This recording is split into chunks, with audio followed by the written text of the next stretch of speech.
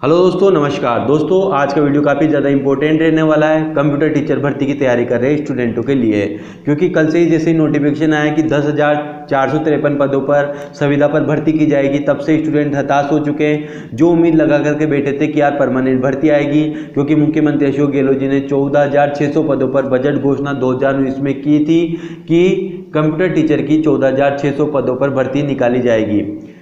युवा यही सोच रहा था कि यार कम से कम 14,600 पदों पर नहीं तो 7 से 8,000 पदों पर तो परमानेंट भर्ती आएगी सही।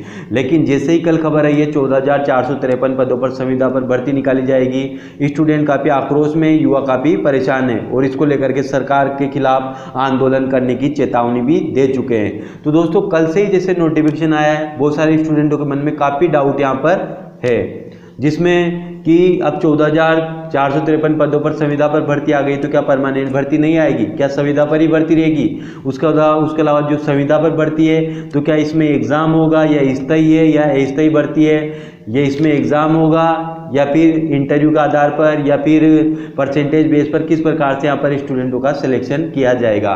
सब कुछ डाउट हम इस वीडियो के माध्यम से आपका क्लियर करेंगे। क्या आपका सिलेबस रहेगा, योग्यता क्या होगी, क्वालिफिकेशन क्या होगी, सब कुछ हम आपको इस वीडियो के माध्यम से बताएंगे। इसलिए दोस्तों वीडियो को पूरा देखना ना भूलें आप, और अभी तक आपने हमारे चैनल को सब्सक्राइब नहीं किया है तो चैनल को सब्सक्राइब कर लीजिए, ताकि आपको कंप्यूटर टीचर भर्ती से जुड़ी हर जानकारी आपको मिल सके। दोस्तों हम जो मेन मुद्दा है उसके बारे में बात करेंगे, लेकिन दोस्तों यहाँ पर सबसे पहले यहाँ पर चर्चा कर लेते हैं। राजस्थान सरकार ने 14,600 पदों पर घोषणा की थी और 10,453 पदों पर क्या कर रही है, संविदा पर भर्ती निकालनी शुरू कर दी है। ठीक है, 14,453 तो छुरा गोपा है हमारी पीठ पर। राजस्थान सरकार की गहलोत सरकार ने भी ये करा, उसके अलावा कोई सी भी सरकार हो, चाहे बीजेपी हो कांग्रेस हो, सभी बेरोजगारों के नाम पे वोट लेती है और छुरा गोप देती है बाद में जब रोजगार की बात आती है। उसी प्रकार से 2014 में भी क्या होता आपको पता नहीं होगा, क्योंकि आप नए नए स्टूडेंट हो। 2014 में भी क्या हुआ था दोस्तों, सरकार के द्वारा घोषणा की गई थी कि जो टेक्निकल डिग्रीधारी है ना, चाहे आई हो, कंप्यूटर साइंस हो, मैकेनिकल हो, सिविल हो, इलेक्ट्रिकल हो, इलेक्ट्रॉनिक्स हो, अगर आपने टेक्निकल डिग्री की है तो आप टेक्निकल डिग्री के बाद में बीएड कर सकते हो। जी हाँ दोस्तों, बीएड कर सकते हैं। लेकिन दोस्तों ये जो शिक्षक संगठन बने हुए, उसके अलावा जो रीट के रट्टूत होते हैं ना, इन्होंने इतना विरोध किया था कि सरकार को इनका आगे झुकना पड़ा, और क्या हुआ, वो फैसला इन्होंने निरस्त कर दिया। ठीक है, कि ना रहेगा बांस ना बजेगी बांसुरी। अब भी हुआ क्या, मुख्यमंत्री अशोक गहलोत जी ने क्या कहा था कि कंप्यूटर शिक्षक भर्ती निकाली जाएगी, लेकिन दोस्तों फिर उसके बीच में आ गई रीट के टट्टू और उसके अलावा जो शिक्षक संगठन बने हुए दोबारा बीच में आए, और इन लोगों ने क्या किया, विरोध किया कि जब आप बीएड नहीं कर सकते, आपने टेट नहीं कर सकती, बीएड नहीं कर रखी है, तो आप शिक्षक कहलाने के लायक ही नहीं हो। और इसका आगे भी सरकार झुकी, जैसे 2014 में झुकी थी फिर झुकी, और इन्होंने इसका नाम बदलने की घोषणा कर दी। मतलब ये लोग ऐसे हैं, ये तो सोचते हैं कि जो टेक्निकल डिग्री वाले हैं वो तो जाए भाड़ में। वोट तो इनको यही देते हैं ना, रीट वाले रटने वाले लोग ही देते हैं, बाकी टेक्निकल डिग्री वाले तो कोई वोट ही नहीं देता इनको, उनका तो कोई घर ही नहीं है, परिवार ही नहीं है। ठीक है, तो दोस्तों इनके दबाव में आकर के फिर नाम क्या बदल दिया इसका, कंप्यूटर अनुदेशक। मतलब सरकार कितनी झुकी हुई है इनके सामने, आप सोच सकते हो। सरकार के द्वारा जब घोषणा की गई थी 14,600 पदों पर, तो कम से कम आप 8 से 10,000 पदों पर तो परमानेंट भर्ती निकाल देते हैं। क्यों वादे से मुकर रहे हो आप। उसके अलावा अब ये क्या बोल रहे हैं कि अभी जो हाई कोर्ट के द्वारा बोला गया है कि जल्दी से जल्दी अभी जो नए सेशन शिक्षा सत्र लागू होंगे उसमें कंप्यूटर टीचर लगाओ, तो हम जल्दी में अभी भर्ती को पूरा नहीं कर पाएंगे तो अभी संविदा पर लगाएंगे। ठीक है, ये वाली बात है सरकार की। आपने देखा होगा कि जो रीट वाले स्टूडेंट है ना, इनकी जो डिग्री बीए होती है ना, 10 से 12,000 कॉलेज की फीस रहती है 3 साल की। उसके अलावा बीएड हो जाती है इनकी 2 साल की, मुश्किल से 50 से 60,000 के खर्चे में। और टेक्निकल डिग्रीधारी क्या करते हैं दोस्तों, 1 साल की फीस आप मान के चलिए, 1 साल का खर्चा है उनका रहने का, खाने का, 1-1 लाख तो उनकी फीस ही लग जाती है, 1 से 1.5 लाख तो कॉलेजों की। ठीक है, 3 लाख का हर साल खर्चा होता है। डिग्री रहती है 4 साल में जाकर के डिग्री मिलती है, लगभग 10 लाख से ऊपर खर्चा हो जाता है जब जाकर डिग्री मिलती है। और ये जो रीट वाले इनके स्टूडेंट रहते हैं ना, ये 1 से 1.5 लाख रुपए इनकी पूरा हो जाता है, जिसमें बीएड भी हो जाती है, रीट भी हो जाती है, सब कुछ हो जाता है। इनका रीट की तैयारी भी हो जाती है, सब कुछ इनका 1.5 से 2 लाख के अंदर हो जाता है। और इनके पदों पर भर्ती कितनी आती है, 31,000, 40,000, 50,000 भर्ती आती है। जैसे डिजिटल इंडिया तो यही बनाएगा, यही बनाएंगे डिजिटल इंडिया। तो आपने देखा होगा कि यार जो प्राइवेट स्कूल रहते हैं ना, उनके टीचरों को कितनी सैलरी मिलती है, कितनी मिलती है? 8 से 10 हज़ार सैलरी मिलती है मुश्किल से खींच के। और मेरिट कौन देता है? प्राइवेट स्कूल ही देते हैं, ठीक है। ये नहीं देते, सरकारी स्कूल मेरिट नहीं देते। अभी एक भाड़मेर के लड़के की मेरिट आई थी, उस सरकारी स्कूल में पढ़ता था। इन लोगों ने सोशल मीडिया पर ऐसा तेल का मचा दिया कि सरकारी स्कूल के बच्चों को मेरिट आई है, 10वीं में आई थी शायद, उसके 10वीं 12वीं में। इतना बड़ा तेल का मचाया सोशल मीडिया में, जिस भी मास्टर के, टीचर के, जो भी देखे ना, उसने यही स्टेटस लगा रखा था कि हाँ, जैसे कि इन्होंने खुद ने जाके पढ़ाया। उसका पीछे का कुछ पता नहीं, उस बच्चे ने कोचिंग की नहीं की, कहाँ से पढ़ा है, कौन से टीचर ने पढ़ाया, उसका कुछ अता पता नहीं, बस स्टेटस लगा दिए। और जबकि आपने देखा होगा जो प्राइवेट स्कूल के टीचर रहते हैं, 8 से 10 हज़ार रुपये में बच्चों को इतना ज़्यादा टैलेंट देते हैं, इतनी अच्छी शिक्षा देते हैं, क्योंकि उनको पता रहता है कि यार हम नहीं पढ़ाएंगे ना तो हमारी नौकरी चली जाएगी। जबकि इनका क्या होता है, बैठे रहते, पढ़ाओ नहीं पढ़ाओ, दिन भर बातें करना, पढ़ाया तो पढ़ाया। अभी कोरोना में भी हर डिपार्टमेंट में हर वर्ग वाले आदमी ने काम किया है, चाहे पुलिस हो, बाबू हो, पटवारी हो, आरटीओ वाले हो, आरएस हो, आईएएस, सभी ने काम किया है। लेकिन इन लोगों को क्या हुआ, बैठे बैठे तनख्वाह मिली है घर पे 40 से 50 हज़ार। गहलोत सरकार ने कोरोना में देने के लिए 1 महीने की तनख्वाह काट ली थी इनकी, जिसमें तो इतना, 1 महीने की नहीं 15 दिन की, जिसमें इतना बड़ा तेल का मचा है जैसे कि नौकरी से ही निकाल दिया हो। हद होती है यार। तो दोस्तों अब हम यहाँ पर बात करते हैं मेन मुद्दे की। और दोस्तों आप खुद ही सोच के देखिए यार, एक टेक्निकल स्टूडेंट ज़्यादा अच्छा ज्ञान देगा या फिर एक रीड होकर रटने वाले लोग?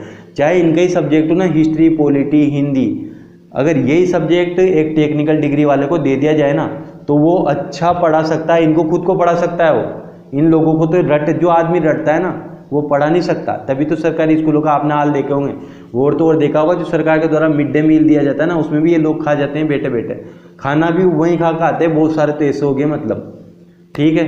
ये तो भाई डिजिटल इंडिया तो यही बनाएंगे यार। टेक्निकल वालों का तो क्या काम है, टेक्निकल वाले तो क्या करेंगे बेचारे, 5 से 10 हज़ार में प्राइवेट नौकरियां कर रहे हैं, जहाँ पता नहीं रहता आज है कल नहीं है। लाखों रुपए खर्च कर देते हैं, फिर 10 से 15 हज़ार रुपये में नौकरी करते हैं। और इधर क्या है, 1 से 1.5 लाख रुपए खर्च करें और महीने की सैलरी उठाओ, रीट पास करो, 40 से 50 हज़ार रुपये, 60 हज़ार रुपये, 70 हज़ार रुपये, मजे ही मजे। ठीक है, लो दोस्तों अब फालतू बातें होगी, अब अपन मेन मुद्दे पर आ जाते हैं। और दोस्तों जैसा कि आपको ज्ञात होगा, मैंने 10 से 15 दिन पहले आपको वीडियो बना करके आप देख सकते हैं, ये थंबनेल है उसका, वीडियो भी डिस्क्रिप्शन बॉक्स में दे दिया। मैंने आपको पहले ही बता दिया था कि 10,000 प्लस पदों पर सरकार संविदा पर भर्ती करेगी। उसके अलावा 4 से 5 हज़ार पदों पर परमानेंट भर्ती की जाएगी। उसके अलावा इसका नाम बदलकर कंप्यूटर अनुदेशक किया जाएगा। और दोस्तों हुआ क्या, सेम हुआ, क्योंकि हम देते हैं आपको एकदम सटीक जानकारी, फेकालॉजी नहीं करते हम, एकदम सटीक जानकारी आपको देते हैं। और दोस्तों अब आपके मन में जो डाउट है ना कि यार परमानेंट भर्ती नहीं आएगी, तो दोस्तों परमानेंट भर्ती आएगी। लेकिन परमानेंट भर्ती के लिए जो संविदा पर भर्ती है क्यों इंपॉर्टेंट है, आपको संविदा पर क्यों लगना जरूरी है, यह आपके लिए क्या इंपॉर्टेंट है दोस्तों? क्योंकि अभी आप जो राजस्थान सरकार के द्वारा संविदा पर 10,453 पदों पर जो संविदा पर भर्ती निकाली गई है ना, अब आपके परमानेंट भर्ती आने में जब तक ये 10,453 पदों पर संविदा पर भर्ती पूरी तरह से कंप्लीट नहीं हो जाती, तब तक आपकी परमानेंट भर्ती नहीं आएगी।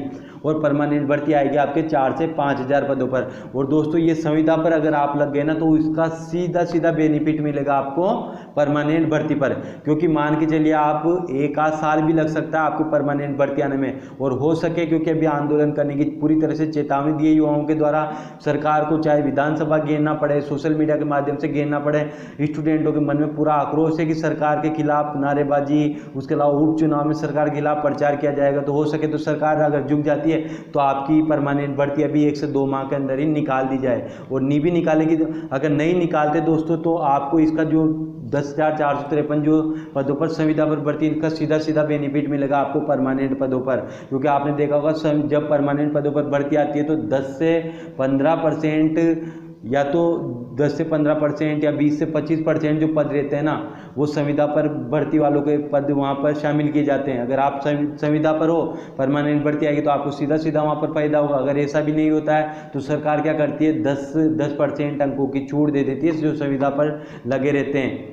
1 साल का अगर उनके पास एक्सपीरियंस हो, तो दोस्तों आप इस संविदा भर्ती को बिल्कुल भी मत छोड़ना, ताकि आपको इसका सीधा सीधा बेनिफिट मिल सके परमानेंट भर्ती पर। अब दोस्तों यहाँ पर 10,453 पदों में से 9,869 तो क्या है, जिसका नाम दिया गया है दोस्तों। अब दोस्तों यहाँ पर आपने ये भी देखा होगा कि उस टाइम भी इन्होंने विरोध किया था कि भाई टेक्निकल डिग्री वाले बीएड नहीं कर सकते, और अभी भी शिक्षक संगठनों ने, उसके अलावा रीट के लोग अभी भी राजस्थान सरकार के ऊपर दबाव बनाया कि जब टेक्निकल वालों ने टेट और उसके अलावा बीएड नहीं कर सकी तो ये शिक्षक कहलाने के लायक ही नहीं है। अरे क्या तुम कहलाओगे शिक्षक? तुम दे रहे हो, डिजिटल इंडिया तुम बना रहे हो। और दोस्तों सरकार इतनी ज़्यादा झुकी ना इनके दबाव में यार कि नाम ही बदल दिया, 2 दिन के अंदर अंदर नाम बदल के कंप्यूटर अनुदेशक कर दिया। हद होती है यार, ठीक है। तो दोस्तों यहाँ पर 10,453 पदों में से 9,869 तो आपके बेसिक कंप्यूटर अनुदेशक के रहेंगे और 591 आपके वरिष्ठ अनुदेशक के रहेंगे, ठीक है, वरिष्ठ कंप्यूटर अनुदेशक के, जिसमें ये जो आपके 9,869 बेसिक कंप्यूटर अनुदेशक है जो इधर देख रहे हैं आप, उसमें जो योग्यता रखी जाएगी आपकी क्या रखी जाएगी? Information assistant. जो इंफॉर्मेशन असिस्टेंट का जो आपका एग्जाम हुआ था उसमें जो योग्यता रहती है ना, योग्यता थी सेम वो की वही योग्यता इसमें भी रखी जाएगी। उसके अलावा जो वरिष्ठ कंप्यूटर अनुदेशक है 591 पदों पर, उसमें क्या जो आईए डिपार्टमेंट में अलग से भर्ती निकली थी असिस्टेंट प्रोग्रामर की, उसमें जो योग्यता रखी गई ना वही की वही योग्यता यहाँ पर 591 पदों पर जो कि वरिष्ठ कंप्यूटर अनुदेशक उसमें रखी जाएगी। उसके अलावा 10,680 विद्यालय राजस्थान में ऐसे जिसमें आईटीसी लैब है, मतलब कंप्यूटर की लैब है, जहां अभी प्राइवेट कंपनियों के माध्यम से 800 से अधिक विद्यालयों में क्या सेवा प्रदाता कंपनियों से अनुदेशक लगा रखे, किस पर? संविदा पर लगा रखे, मतलब प्राइवेट कंपनियों को ठेका दे रखा है, वो सरकार को कंप्यूटर अनुदेशक दे देते हैं स्टूडेंटों को कम सैलरी पर। तो 800 अधिक विद्यालयों में तो वो जो लगाए हुए प्राइवेट कंपनियों के वो लगे हुए हैं, ठीक है। अब दोस्तों यहाँ पर जो वरिष्ठ अनुदेशक होगा ना, इसकी भर्ती कैसे की जाएगी? क्योंकि वरिष्ठ अनुदेशक के 591 पद है, ठीक है, जिसमें योग्यता क्या रखी गई है? आईए में जो असिस्टेंट प्रोग्रामर की रखी गई है, उसमें क्या होगा? वरिष्ठ अनुदेशक में 75% जो पद रहेंगे ना वो तो सीधी भर्ती से, मतलब जो 75% संविदा पर लगाए जाएंगे वो किससे लगाए जाएंगे? सीधी भर्ती से। अब ये भी बताऊंगा मैं आपको वीडियो के लास्ट में कि इसमें रिटर्न का एग्जाम होगा, इंटरव्यू से होगा, या फिर आपके परसेंटेज बेस से सिलेक्शन लिया जाएगा।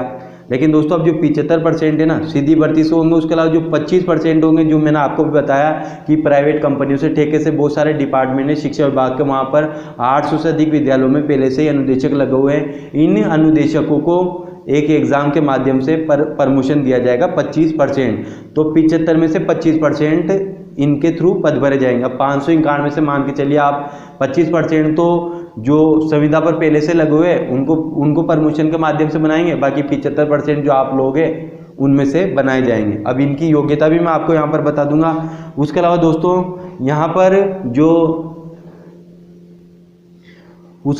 पर जो सैलरी रहेगी ना आपकी, जिसमें बेसिक कंप्यूटर अनुदेशक रहेंगे उनकी सैलरी कितनी रहेगी? 18,500, ठीक है।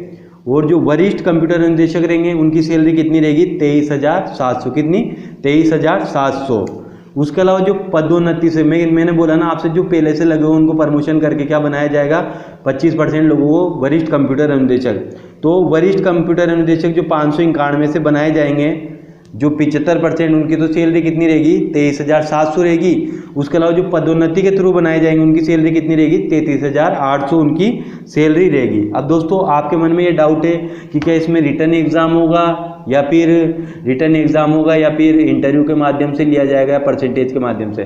तो दोस्तों यहाँ पर जो सरकार के द्वारा नोटिफिकेशन जारी किया गया उसमें साफ साफ लिखा हुआ है सीधी भर्ती, मतलब प्रतियोगी परीक्षा के माध्यम से ही सिलेक्शन किया जाएगा। तो अब आपका एग्ज़ाम करवाया जाएगा, ठीक है। और इसमें सिलेबस क्या रहेगा दोस्तों? आपका जो सिलेबस रहेगा कि जो बेसिक कंप्यूटर अनुदेशक है जिसमें योग्यता क्या है? इंफॉर्मेशन असिस्टेंट की। तो आपने जो इंफॉर्मेशन असिस्टेंट का जो एग्ज़ाम दिया था सेम वही सिलेबस आपके बेसिक कंप्यूटर अनुदेशक का रहेगा, जिसकी सैलरी कितनी रहेगी? 18,500, ठीक है। उसके अलावा जो वरिष्ठ कंप्यूटर अनुदेशक रहेंगे ना, उनका जो सिलेबस यहाँ पर रहेगा वो रहेगा आपका दोस्तों जो असिस्टेंट प्रोग्रामर वाला रहेगा ना, वो का वही सिलेबस यहाँ पर पूरा का पूरा वही रहेगा। उसके अलावा दोस्तों अब बात कर लेते हैं आपके जो यहाँ पर जो बेसिक कंप्यूटर अनुदेशक है। दोस्तों जो बेसिक कंप्यूटर अनुदेशक है उनकी सैलरी कितनी रहेगी, उसके अलावा उनकी क्वालिफिकेशन क्या रहेगी? तो दोस्तों क्वालिफिकेशन आप इधर देख सकते हैं। जो बेसिक कंप्यूटर अनुदेशक रहेगी उनकी क्वालिफिकेशन रहेगी विधि द्वारा स्थापित विश्वविद्यालय से स्नातक एवं ए लेवल PGDCA न्यूनतम 1 वर्ष अथवा BE BTech in CS EC और IT। ठीक है, किसमें? BE BTech in CS EC IT अथवा BSc इन CSIT, या फिर आपने BSc कर रखी हो CSIT से, अथवा दोस्तों आपने बैचलर इन कंप्यूटर एप्लीकेशन, आपने BCA कर रखा हो। ठीक है, ये आपकी यहाँ पर क्वालिफिकेशन रहेगी। और दोस्तों सब कुछ मैं आपको डिस्क्रिप्शन बॉक्स में मेरा टेलीग्राम का लिंक है ना, हर चीज़ आपको वहाँ पर प्रोवाइड करा दूंगा, तो आप वहाँ पर जा करके सब कुछ ले सकते हैं। उसके अलावा दोस्तों आपके जो प्रथम चरण में, ये तो मैंने आपको बता दिया पूरा का पूरा बेसिक कंप्यूटर निदेशक का। उसके अलावा दोस्तों जो अब बात कर लेते हैं हम वरिष्ठ कंप्यूटर निदेशक, इसके लिए क्या क्वालिफिकेशन रहेगी? विधि द्वारा स्थापित विश्वविद्यालय से bachelor degree BE BTech in CS ECIT अथवा BSc इन CSIT अथवा bachelor in computer application BCA। उसके साथ में आपके ME होना चाहिए, MTech होना चाहिए, मतलब आप पोस्ट ग्रेजुएट होना चाहिए। ठीक है, तब जाकर के आप वरिष्ठ कंप्यूटर निदेशक बन सकते हैं। तो दोस्तों आज का वीडियो यही था। अगर वीडियो सही लगे तो दोस्तों चैनल को लाइक करना, सब्सक्राइब करना। धन्यवाद।